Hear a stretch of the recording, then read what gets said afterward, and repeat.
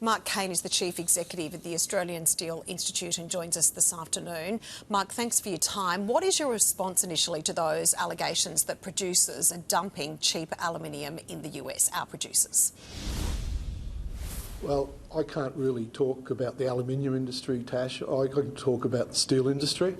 And I would say that we'll continue as an industry body to represent our members and cooperate with the government and the trade officials in representing the steel case, looking for an exemption still on the tariffs that have been announced. Do you think there is a chance of an exemption?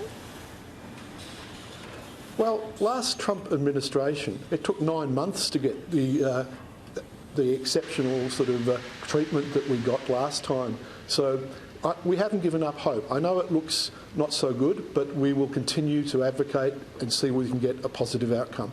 And Mark, talking locally, what are your fears and concerns around the future of around 100,000 jobs in the local industry? So I think the direct effect of the tariffs that we're seeing imposed on Australian exports, and may I stress, they are not just the primary steel exports, it's also things manufactured from steel that are exported to the United States. So I'm concerned about the smaller to medium-sized enterprises there that are part of the steel supply chain. I would, however, say my greater concern is the disruption to world trade and the fact that we're an open economy and we could see steel being dumped in Australia either as primary steel or manufactured steel goods.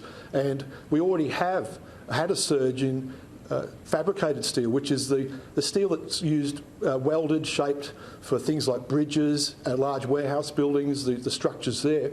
We've already seen a 50% surge in imported fabricated steel in the last 2 years.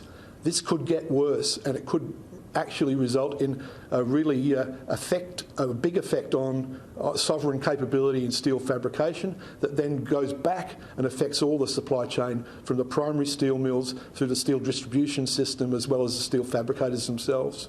Like you just mentioned there, your concerns are the wider implications of this scenario for lots of Australian businesses. You mentioned also that you haven't given up hope of a possibility of a tariff exemption for Australia. So what do you believe the federal government needs to do now?